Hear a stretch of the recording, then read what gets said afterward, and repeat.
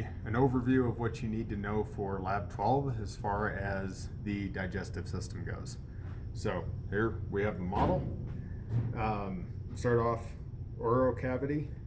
It's going to be here, just the mouth. And you got the tongue. And you move here is the pharynx going down. Oropharynx will be in the back of the mouth. And then laryngopharynx will be by the larynx.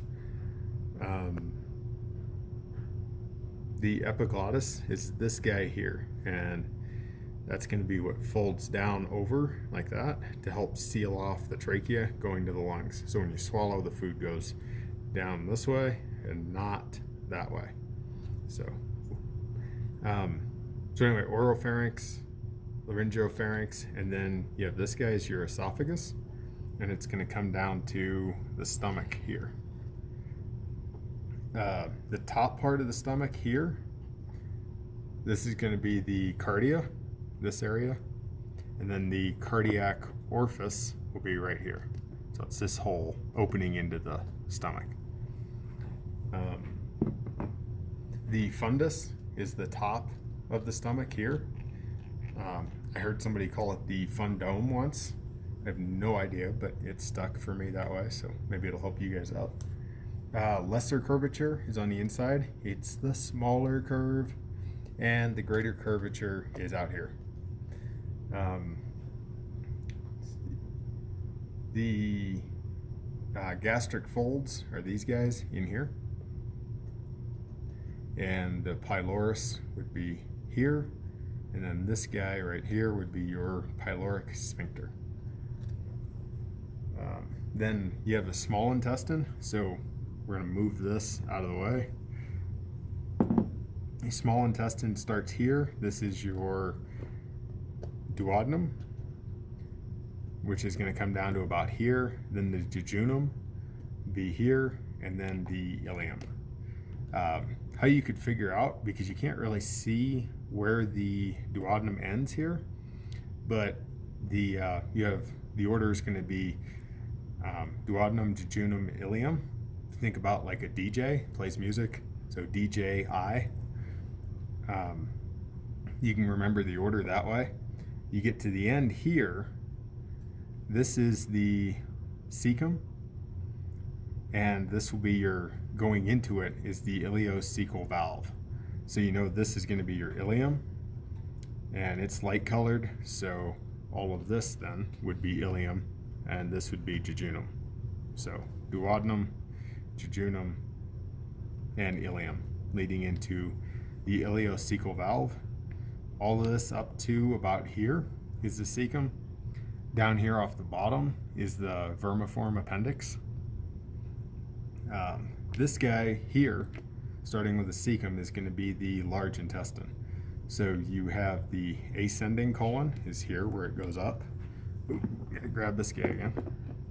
The transverse colon goes across in the transverse plane, and then the descending colon goes down. So that's pretty straightforward. Then you got this is the sigmoid colon. You can't really see it on this model, but it makes kind of an S shape starting here and then back and coming around to here. So that's why it's called the sigmoid. This area here would be the rectum, and then here would be the anal canal. This muscle here on either side is going to form is going to be what contracts the anal sphincter, which would be right here. Then that's about it for the GI tract specifically. You also have the liver is up here.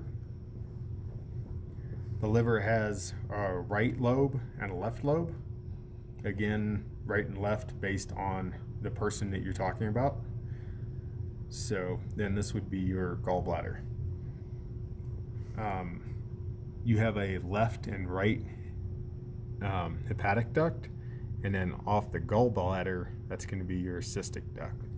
So we'll go ahead and look at this model here.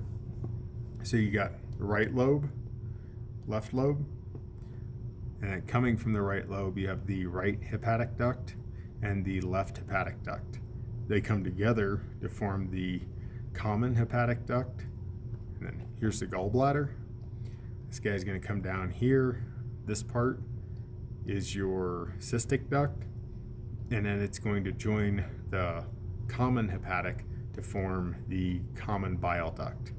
Common bile duct is going to come down here and then go into the duodenum. It's going to go in right at this spot. This yellowish orange guy here is going to be your pancreas. The yellow line here coming down is the main pancreatic duct, which will come in and it's going to go into the duodenum in the same place as the common bile duct. There's also an accessory pancreatic duct, which is this one on top. So just remember the main duct is in the bottom and it's going in with that common bile. Yeah, I think that's about it, guys. So that's what you need to know for Lab 12 for the GI tract. Good luck.